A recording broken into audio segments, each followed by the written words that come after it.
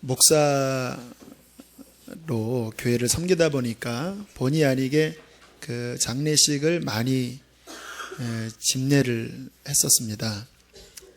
이제 장례를 전체를 담당하면 둘째 날에 입관식이 있지요. 목회하기 전에는 시신을 볼 기회가 없었는데, 이렇게 목회하면서 우리 나이 드신 분이나 또 조금 일찍 돌아가신 분이나 그 마지막 염을 하는 그 장면을 보면 아무튼 마음이 좀 묘합니다. 분명히 사람인데 사람이 아니신 거죠. 그 영혼이 빠져나간 그냥 그 몸의 모습. 어느 이과 대학생이 첫 해부학 실습을 하고는 이러한 글을 적었습니다. 굉장히 좀 마음에 생각을 해볼 만한 그런 글인 것 같아요. 실험실의 문을 여니 실험 때마다 한 곳씩 모두 32구의 시체가 놓여 있었다. 첫 해부학 실험이 피부를 벗기는 것이었는데 그 작업을 하는 동안 그것이 단지 시체일 뿐 사람이라는 생각이 전혀 들지 않았다. 그러면서 나의 뇌리를 스쳐 지나가는 생각이 있었다. 그래, 이 사람들도 살아있었을 때에는 모두 자기 자신이 세상에서 제일 잘났다고 생각하며 살았겠지. 돈도 있었고 사랑도 있었고 또 죄를 짓고자 하는 사악한 마음도 있었겠지. 그런데 이제 그들은 자신의 머리털조차 다 깎인 채 실험대에 누워있다. 부끄러움도 없이 발가벗긴 채 말이다. 이제는 옷이 아니라 피부가 벗겨지고 내장이 도려내어지고 뼈가 추려지고 있다. 그것도 이제 막 공부를 시작한 신출내기 의사 지망생에 의해서 말이다.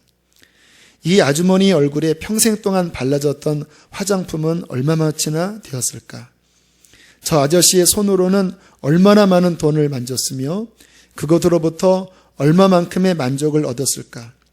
그 순간 갑자기 이러한 질문이 떠올랐다. 지금의 나 자신과 이 시체들 사이에는 도대체 무슨 차이가 있는가? 우리 여성분들은 이렇게 피부를 좀 만져보세요. 화장품이 얼마나 그동안 수백만 원 들어갔겠죠. 근데 이제 시간이 흘러서 우리의 인생도 마지막 끝이 오고, 그리고 땅에 묻히든지 화장장 화구 속에 들어가든지 아니면 이렇게 해부학 실험실 위에 놓여 있는 이 몸이 지금 여러분 이 나라고 생각하는 이 몸이 언젠간 그렇게 누워 있을 거잖아요. 그때랑 지금의 나랑 무슨 차이가 있는 거죠? 하나죠. 영혼이 지금 내 몸에 들어가 있는 것과 이 영혼이 내 몸을 떠나는 그 차이입니다. 영이 내 몸을 떠나버리면 이 몸은요, 내가 아닙니다.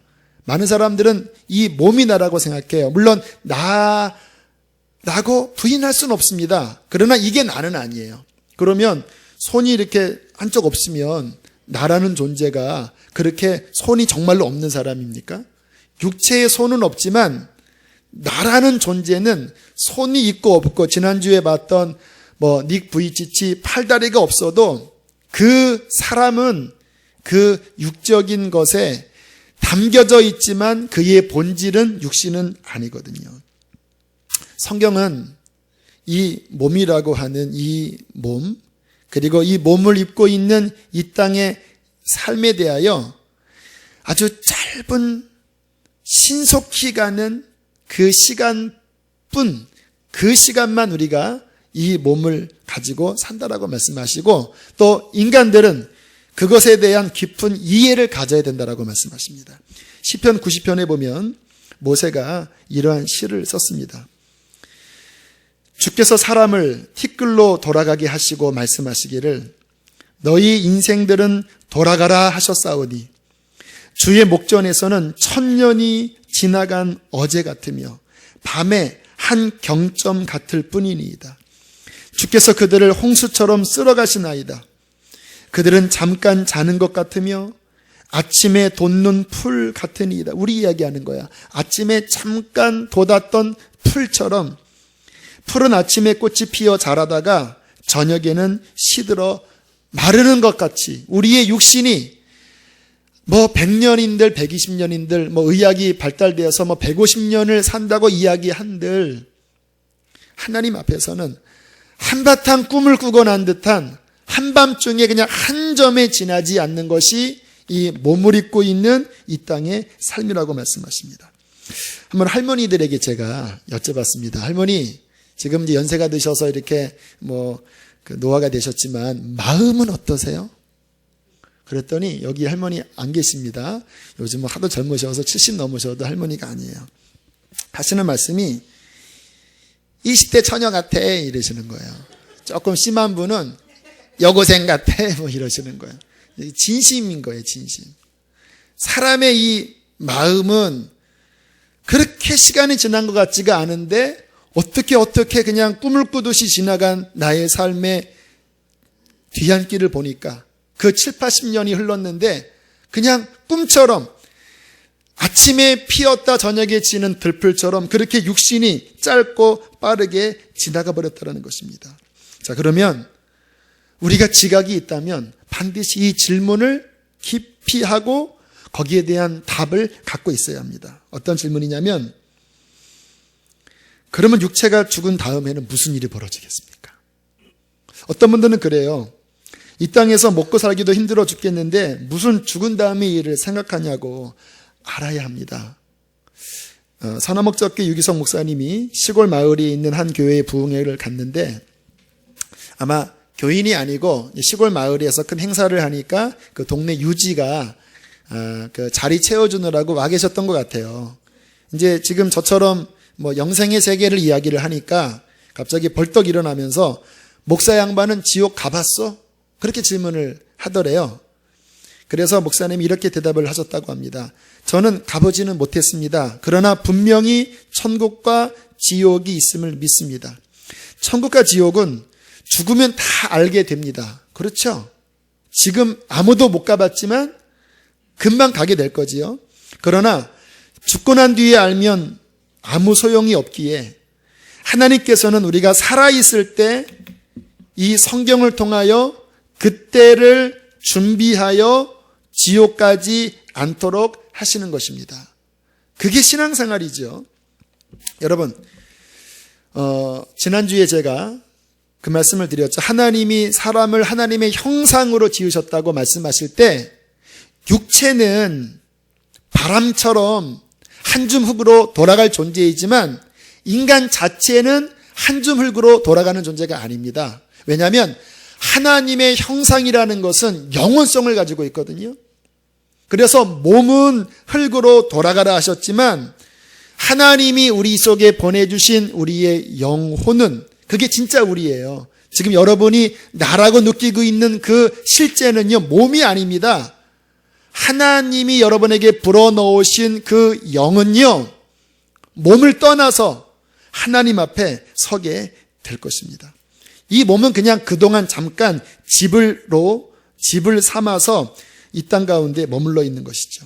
그러면 도대체 우리의 영혼이 육체를 빠져나오게 되면 그 다음에 그 영혼에게는 무슨 일이 벌어질까요? 우리는 한 번도 가본 적이 없어요. 그러나 성경은 그 다음 세계에 대해서 너무나 소상하게 알려줍니다. 왜? 성경은 바로 그것을 준비하는 책이니까. 저는 오늘 말씀을 준비하면서 어떤 분들은 거북스러울 수도 있으실 것 같아요. 하지만 저는 하나님의 진리를 전하기를 원합니다. 그렇죠? 내 느낌에 좋은 말씀만 듣는 거는 바른 설교자도 아니고 바른 신도도 아니죠. 하나님의 말씀이 뭐라고 말씀하셨는지 내 마음이 거북해도 그 진리를 이해하면서 거기에 맞춰 나가야 돼요. 그래서 오늘은 제가 이 영생의 세계에 대한 하나님의 말씀을 다 전할 수는 없지만 핵심은 반드시 이해하도록 그렇게 기도하면서 전하려고 합니다. 자, 오늘 읽었던 본문을 보면요, 이제 예수님께서도 십자가에 못 박히셨고 그 양옆에 두 명의 강도도 함께 십자가에 못 박혔죠. 정말 초재기입니다. 이제 그 3명 다 그날을 못 넘겨요. 피가 다 빠져나와서 그날 이내로 이 3명은 다 죽게 될 운명입니다. 자, 그런데 한 강도가 갑자기 그 마음 안에 정말 내 영혼이 몸을 빠져나가는 그 다음 세계에 대하여 굉장히 강렬한 인식이 찾아왔던 것 같아요. 다른 복음서에 보면요, 처음에는 두 강도가 다 주님을 욕한 것으로 나와요. 그런데 시간이 흐르면서 한 강도는 여전히 욕하지만 이 또 한편의 강도의 마음에 뭔가 심경의 변화가 일어났습니다. 가만히 글을 읽어보면 회개하는 마음이 일어났던 것 같아요. 옆에 있는 강도에게 너 입 닥쳐라. 우리가 죽을 죄를 저질러서 이렇게 했지만 내가 보니까 저분이 한 일은 죄가 없다. 그러면서 마음속에 아마 저분이 하나님이 보내신 메시아라는 인식이 들어왔나 봐요. 그래서 정말 애원을 합니다. 애원을 내. 진짜 염치불구잖아요. 지금 몇 분 남지도 않았습니다. 몇 시간 남지도 않았어요. 그 마지막 찰나에 예수님에게 이렇게 애원을 합니다. 예수여, 당신의 나라에 임하실 때에 나 좀 기억해 주십시오. 내 영혼이 이 몸을 빠져나가 영원한 세계로 들어갈 바로 그때에 나 같은 자 좀 기억해 줄 수 있겠습니까? 주님께서 대답을 하십니다. 43절 함께 다시 한번 읽겠습니다. 시작. 예수께서 이르시되 내가 진실로 내게 이르노니 오늘 내가 나와 함께 낙원에 있으리라. 예수님이 이것 때문에 오신 거예요. 실은 영혼을 구원하기 위해서, 이 영생의 세계를 열어주시기 위해서. 이 말씀에 보면 두 가지가 우리에게 이해가 되어집니다. 첫 번째, 예수님이라고 하는 바로 그분이 비록 십자가에 달려 죽으시지만 죽음의 지배를 받는 분이 아니라 사람들을 영원한 낙원, 천국으로 이끌 권한을 갖고 계신 분이라는 것. 내가 진실로 내게 이르노니 그래 알았다. 너 오늘 낙원으로 나와 함께 들어갈 수 있다. 사람이 얘기하면 뻥이죠. 예수님은 천국 열쇠를 가지고, 지옥 열쇠를 가지고 우리의 죽음 이후의 영원한 운명을 결정할 수 있는 분입니다. 그래서 예수님이 너희가 이 육신의 목숨을 살고 죽이는 인간을 두려워하지 말고 죽음 이후에 영원한 천국, 영원한 지옥을 결정할 수 있는 하나님을 두려워하라라고 말씀하십니다.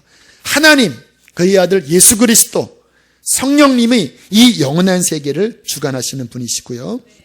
오늘 분명히 말씀하시죠.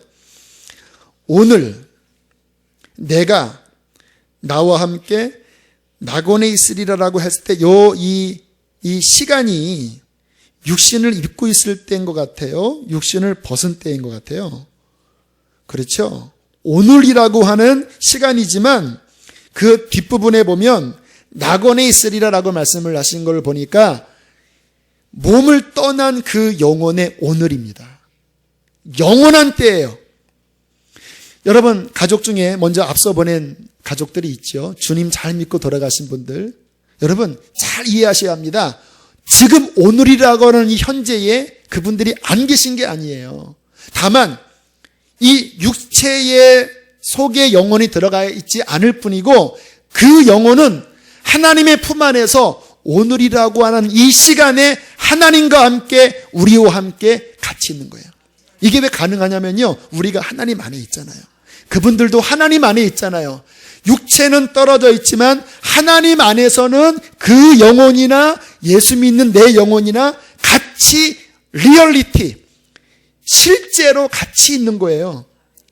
죽음이라는 세계가 여러분 성경에서는 너무나 선명하고 너무나 실제적으로 묘사하고 있는 것입니다. 성경은 우리에게 보여줍니다. 죽음 이후에 진짜 세계가 펼쳐지는데 그것은 영원한 세계라고 말씀하십니다. 윤회처럼 또 반복되는 게 아니라 성경은 한 번 죽는 것은 사람에게 이미 정한 바요. 그 이후에는 심판, 영원한 천국이든지 영원한 지옥이든지 그 세계가 죽음 이후에 결정된다라고 말씀을 하세요. 자, 오늘 본문 외에 또 다르게 주님께서 이 영원한 때에 대한 말씀을 하신 중요한 본문이 있습니다. 누가복음 16장입니다. 지금 성경을 펴겠습니다. 누가복음 16장. 잘 아시는 말씀이지만 성령께서 더 우리 마음 깊이 통찰력을 주시기를 원합니다. 자, 부자와 거지 이야기입니다. 자, 19절부터 21절을 보시면 그냥 인생이 세 절로 끝나버립니다. 모든 인생이 다 여기 포함되어 있는 거예요. 자, 세 절을 읽습니다. 시작. 한 부자가 있어 자색 옷과 고운 베옷을 입고 날마다 호화롭게 즐기더라. 그런데 나사로라 이름하는 한 거지가 헌데투성이로 그의 대문 앞에 버려진 채 그 부자의 상에서 떨어지는 것으로 배불리려 하매 심지어 개들이 와서 그 헌데를 핥더라. 이게 이 땅에서 일어나는 전부입니다. 잘 살던지 못 살던지. 다소 차이는 있어요. 이 부자는 꽤 럭키한 사람이었습니다. 옷도 아주 비단 옷, 실크 옷을 입고, 그리고 먹는 것도 잘 먹고 호화롭게 즐겼다고 하는 것을 보니까 굉장히 행복한, 행운아였던 것 같아요. 그냥 다소 차이가 있죠. 지금 우리가 사는 이 수준은요, 이 세상 역사를 보면요, 아무리 못 산다고 해도 굉장히 왕스럽게 사는 정도. 여러분, 세종대왕 차 안 탔습니다. 여러분 아세요? 광개토대왕 우리가 먹는 이런 초콜릿 못 먹어봤습니다. 지금 우리가 누리고 있는 이 삶은요, 지금 여기 부자보다 실은 더 호화스럽게 사는 거예요. 차이가 있는 거죠. 이렇게 살던지. 또 하나 이 거지는 정말 비참하게 하도 못 먹어서 몸이 다 헐고 돌볼 사람이 없어서 심지어 개들이 그 진물을 핥을 정도로 그렇게 비참하게, 다소가 있죠. 더 못 살던지 좀 덜 못 살던지. 이게 인생인데요, 성경은 복잡하지 않아요. 세 줄로 그냥 끝내버립니다. 부자, 거지, 호화롭게 살고 비참하게 살고. 그게 인생입니다. 그런데 그 육신의 삶이 공평하게 어느 시간이 오니까 끝이 왔습니다. 성경은 이렇게 말씀하십니다. 22절 함께 읽겠습니다. 시작. 이에 그 거지가 죽어 천사들에게 받들려 아브라함의 품에 들어가고 부자도 죽어 장사되네. 그렇죠? 잘 산다고 죽음 못 막아요. 진시 황제가 그 권력과 힘으로 더 오래 살겠다고 몸부림쳤지만 하나님이 이미 정하신 인간의 인생의 한계는 아무도 못 넘습니다. 다 그 한계 아래 갇히는 거예요. 의학이 발달해서 좀 더 살 수는 있어도 어떻게 더 사는 거냐면요, 더 그냥 삐그덕거리면서 오래 사는 거예요. 이렇게 병원 다니면서 이 마지막 막 돌아가시는 분들을 의학으로 막 이것저것 꽂고 더 연장하는데 가만히 보니까 힘들게 연장하는 것밖에 없더라고요. 정말로 모두에게 죽음이 찾아옵니다. 성경에 보니까 부자는 돈이 많으니까 아마 성대하게 장례식을 치른 것 같아요. 거지는 장례식도 못 치렀습니다. 성경에 보면 장례했다라는 말이 없고 부자에게만 나와 있어요. 지난번 김정일 장례식을 영상으로 보니까 좀 화가 나더라고요. 저렇게 많은 사람을 학살한 저 독재자가 어떻게 마지막 죽을 때 저렇게 성대한 많은 사람들의 그런 조문을 받고 저렇게 가게 할 수 있나. 그러나 아셔야 합니다. 본인한테는 전혀 상관이 없어요. 그냥 남아있는 사람들이 그렇게 하는 것뿐이지, 그렇게 몸을 떠난 다음에 그 영혼에게는 어떤 일이 벌어질까? 성경은 아주 당당하게 그 다음 일을 이렇게 말씀하고 있습니다. 23절로부터 3절 한 절 읽겠습니다. 시작. 그가 음부에서 고통 중에 눈을 들어 멀리 아브라함과 그의 품에 있는 나사로를 보고 24절 불러 이르되 아브라함이여 나를 긍휼히 여기사 나사로를 보내어 그 손가락 끝에 물을 찍어 내 혀를 서늘하게 하소서. 내가 이 불꽃 가운데서 괴로워하나이다. 주저함이 없이 거침없이 밝히고 있습니다. 이 부자가 음부라는 곳에 왔어요.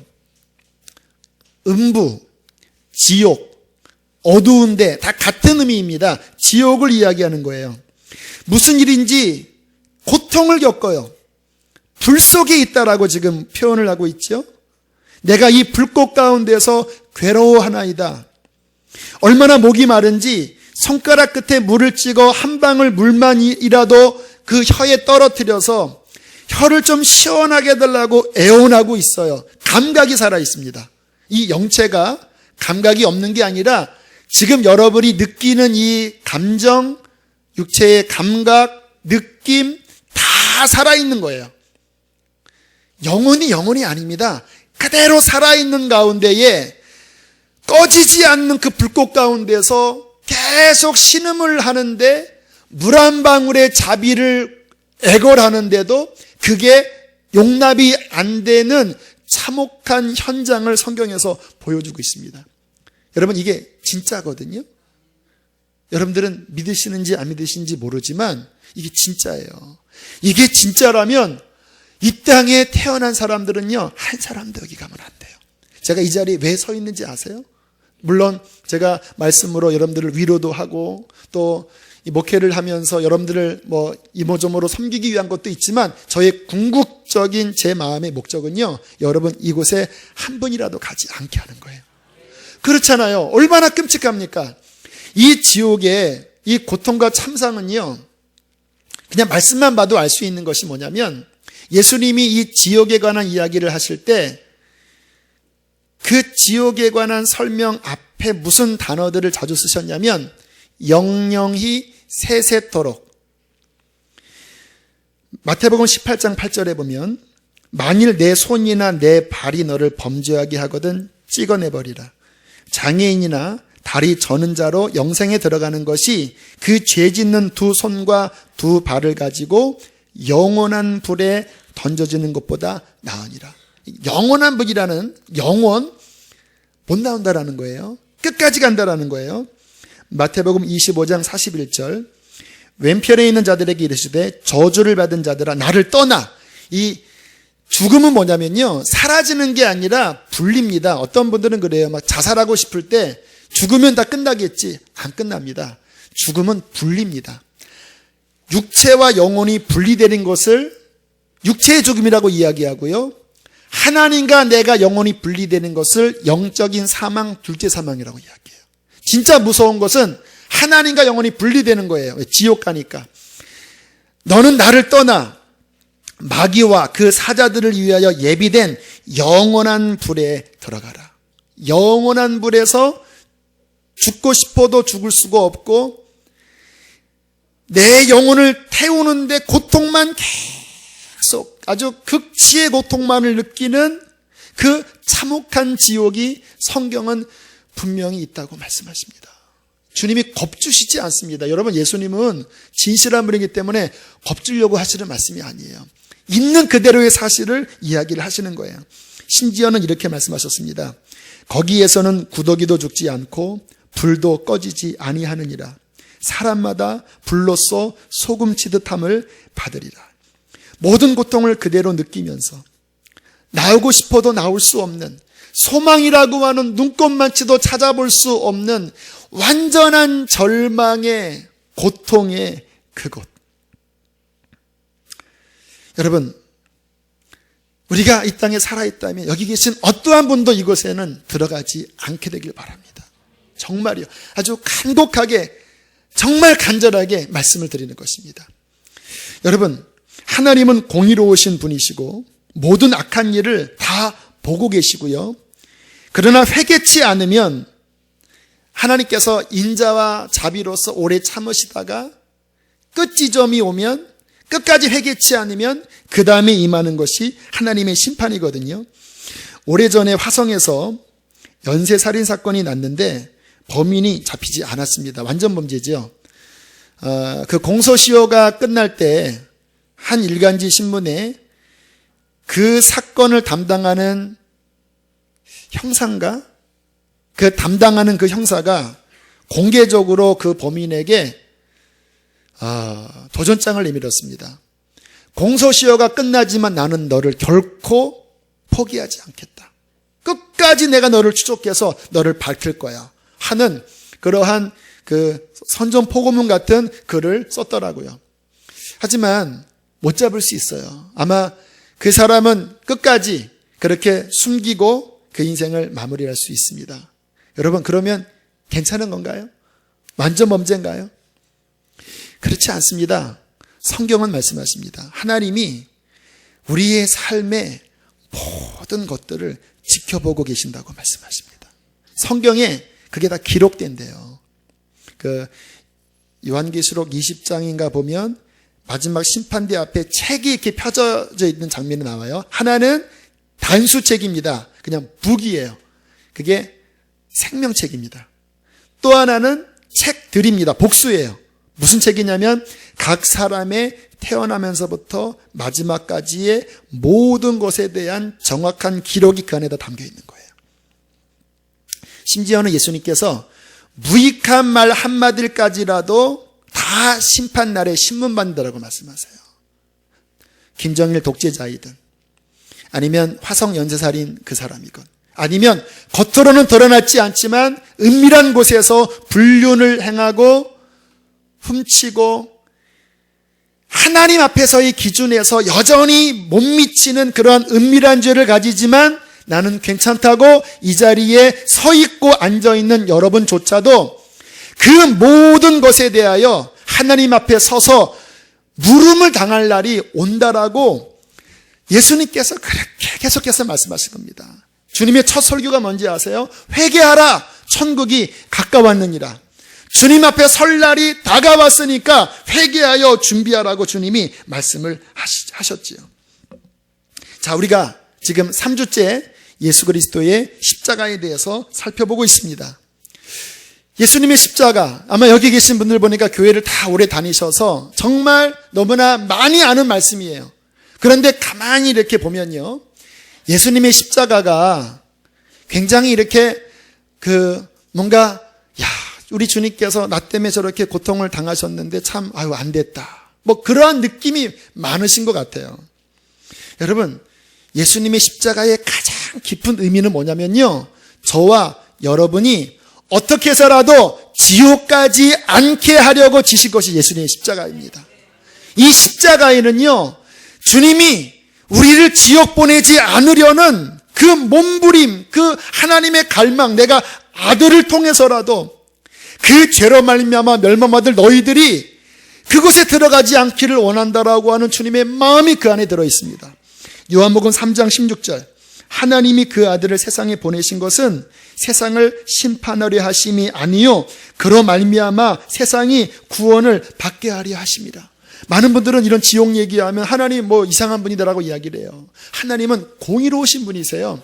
죄를 심판할 수밖에 없어요. 만약에 여러분들 자식을 그 살인범이 죽였어요. 그런데 어떤 재판관이 그 살인범을 그냥 뭐 무죄 주면서 너 죄 없어 하면 여러분 견디겠습니까? 재판은 공정해야 되잖아요. 모든 사람의 죄에 대하여 하나님의 심판의 기준은 엄정해요. 하지만 하나님의 마음은 그 공의를 인간에게 쏟아보고 싶지 않으신 거예요. 왜? 우리를 사랑하시니까, 여러분을 사랑하시니까. 그래서 아들을 보내신 것입니다. 하나님이 그 아들을 세상에 보내신 것은 세상을 심판하게 하려 하심이 아니라 그 아들로 말미암아 구원을 얻게 하려고 주께서 구원의 손을 내미신 것입니다.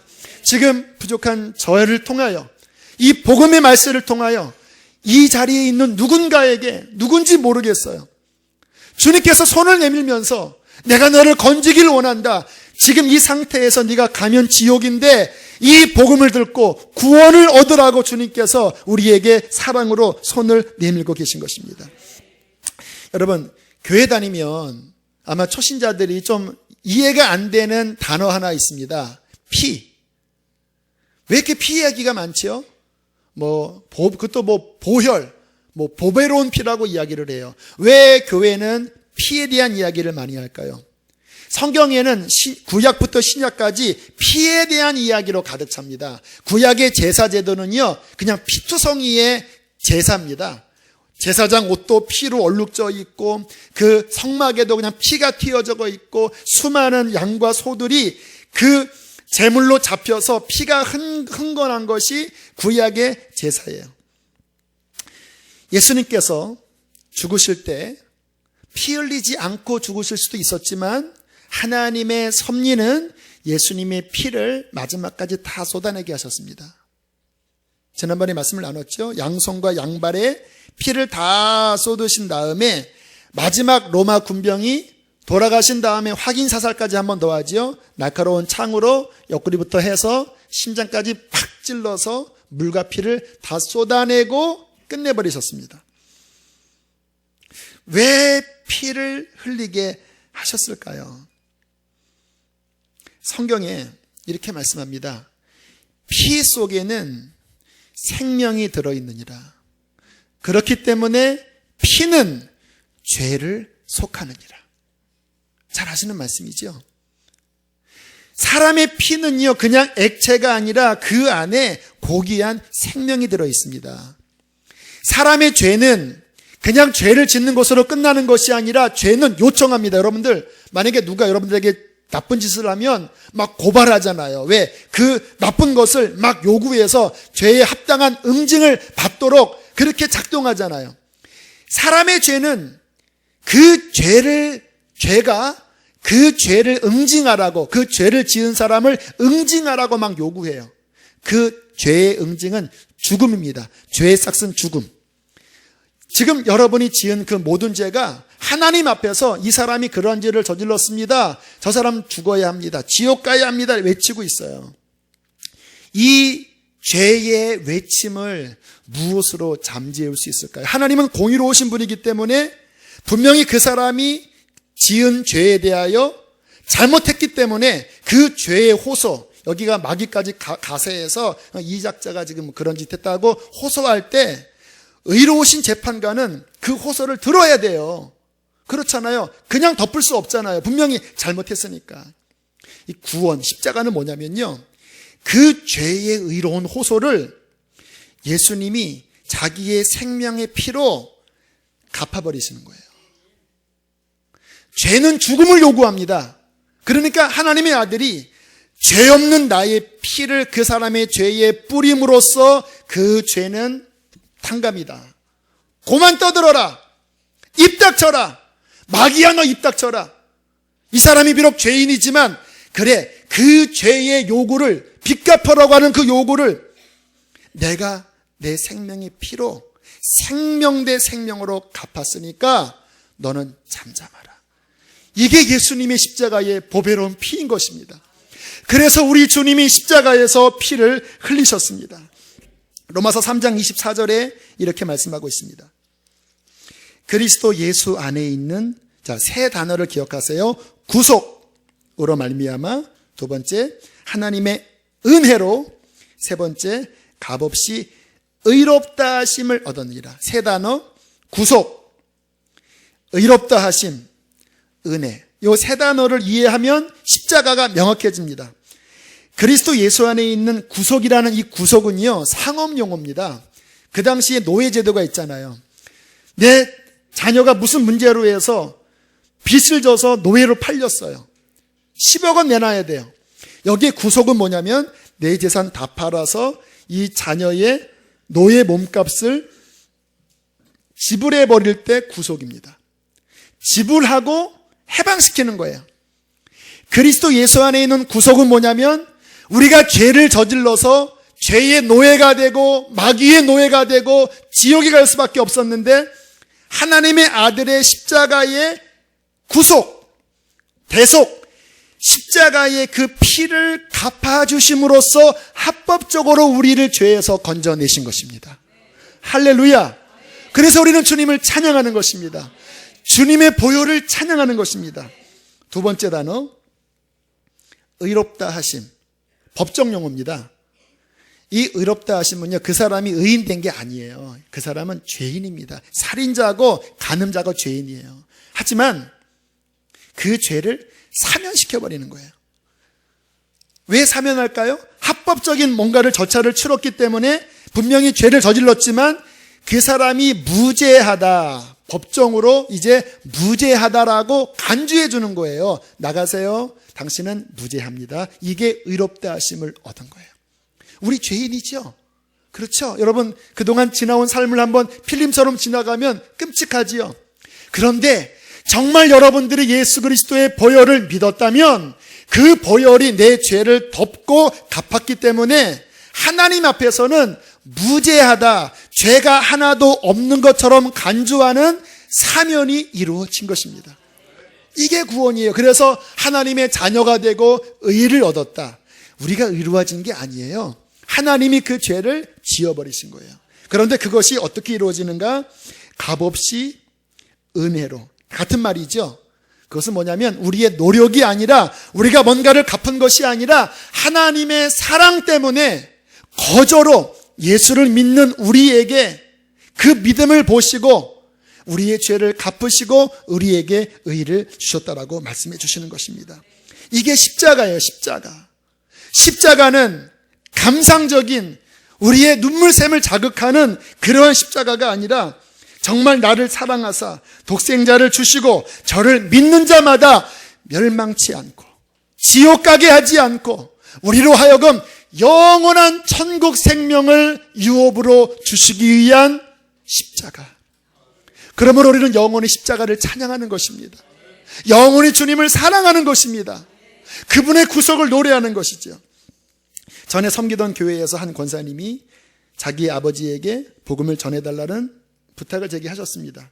그 할아버지는 75세 사시기까지 그렇게 교회도 싫어하고 목사님도 싫고, 그러니까 늘 교회 다니세요 하면 막 목사 욕하고 막 그러셨대요. 그러다가 70대 중반에 불의의 사고로 넘어지셔서 목 척추뼈가 부러지시고 강남 대치동 성 베스티안 병원에 이분이 이제 누워 계셨습니다. 이제 돌아가실 날이 이제 한 달밖에 안 남을 그 시점이었습니다.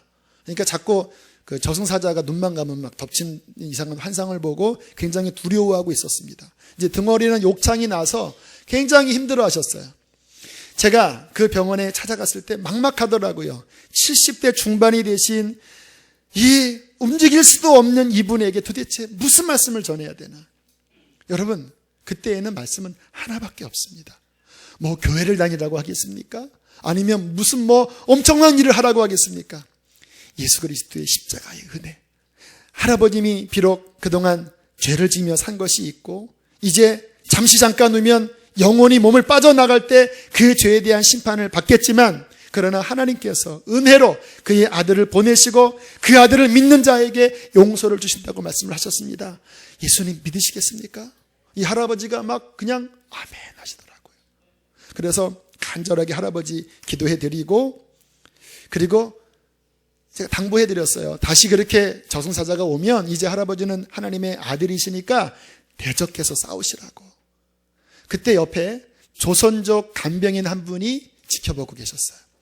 3주 뒤에 소천하셨다는 소식이 들었고, 제가 그 장례를 집례를 했는데 그 따님 권사님이 하시는 말씀이, 그 간병인이 그 마지막을 보는데 이 할아버지 갑자기 만세를 부르기 시작했더라고요. 만세, 만세, 만세, 만세, 만세. 세밭대입니다. 너무 신기해서 200번인가를만 만세를 부르고 움직일 수 없는 몸도 막 들썩거리면서 만세를 부르시다가 의식을 잃고 그 다음날 돌아가신 거예요. 무슨 일이 벌어졌을까요? 모르죠. 그러나 추측을 해요. 그 마지막에 하나님이 십자가의 은혜로 그 마지막에 구원받은 강도 같은 그 할아버지에게 영생의 세계를 보여주시니까 그 감격 가운데에 죽음의 공포를 이기는 영생의 세계를 보여주신 것이 아닌가. 여러분, 어떻게 이것이 가능했을까요? 우리의 노력이 아닙니다. 예수 그리스도의 십자가의 공로가 이 할아버지도 2000년 전의 강도도 그리고 여기 있는 못난 죄인인 저와 여러분도 구원해 주실 것입니다. 성경은 말씀하세요. 구원받은 자에게 뭐라고 말씀하시냐면, 땅에 있는 우리의 장막 텐트집이 무너지면, 이 몸은 텐트라고 그랬습니다. 사도 바울이. 텐트는 저도 야영을 해봤는데 한 2박 3일 못 넘겨요. 추워서. 땅에 있는 우리의 텐트집이 무너지면 손으로 짓지 않는 하나님의 손으로 지은 그 집이 우리를 위해서 예비되어 있다.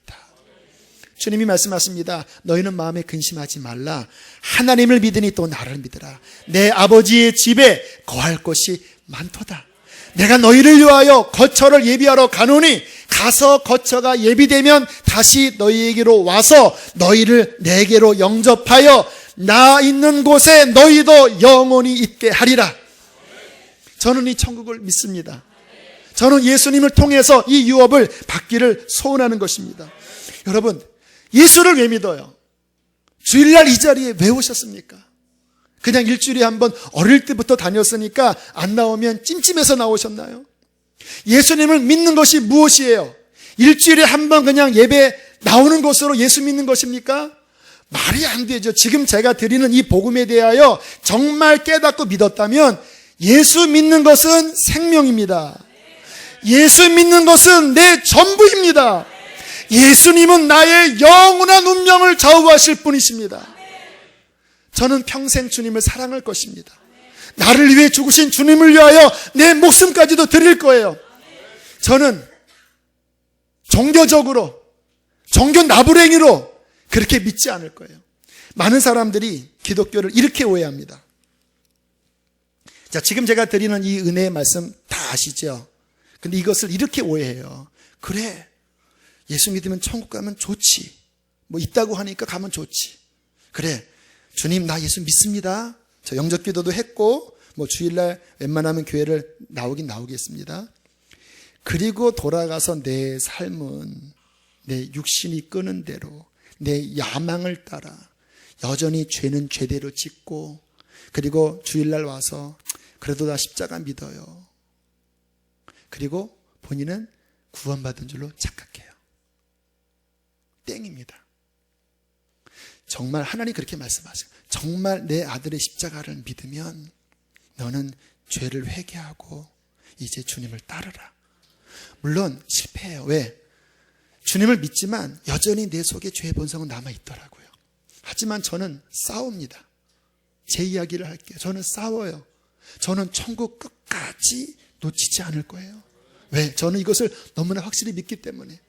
목사라고 천국 가는 거 아니거든요. 많은 목회자들이 그렇게 망하는 사람 많이 봤습니다. 저는 그래서 제가 하나님 앞에서 혹시 실패하면 또 십자가 앞에 나와 회개하고 의지하면 주님은 사랑이 많으셔서 용서해 주시더라고요. 저는 제 앞에 어떤 환란이 올지 모르겠습니다. 요즘 마지막 시대에 대한 여러 정보들이 제게 오면서 쉽지 않겠다. 앞으로 쉽지 않겠다. 정말 쉽지 않겠다. 하지만 주님, 주를 위해서 죽을 상황이 오면 주님, 저 그렇게 할게요. 그리고 우리 교우들 그렇게 준비시킬게요. 왜? 그게 예수님 믿는 거니까. 나를 부인하고 십자가를 지고 나를 사랑하사 나를 위하여 자기 자신을 버리신 그 주님을 내 생명처럼 사랑하면서 내 남은 생애를 주 앞에 드리면서 주님을 따라가다가 내 육신이 마치는 그날 시온성을 향하여 춤을 추면서 흰 옷을 입고 내가 가야 될 영원한 보양, 나는 그곳에 갈 것입니다. 저는 이것을 놓치지 않을 거예요. 사랑하는 교우 여러분, 혹시 이 가운데 한 분이라도 교회는 다니지만 여전히 천국도 못 믿고 지옥도 못 믿고 주일날 그냥 가까스로 지키지만 여전히 내 삶은 죄가 나를 이끄는 사람이 있다면 간곡하게 부탁을 드립니다. 회개하고 예수님을 진짜로 믿으십시오. 주님을 의지하십시오. 그분은 우리를 죄에서 건지시고 여러분에게 지옥이 아니라 영원한 생명을 유업으로 주실 것입니다. 함께 이 시간 이 찬양을 드리며 나가기를 원합니다. 찬송가 249장입니다. 정말 천국을 소망하고 하나님, 이것이 내 것이 되기를 원합니다. 또 이미 그 확신이 있는 분들은 기쁜 마음으로 이 찬양을 고백하고 기도하시겠습니다.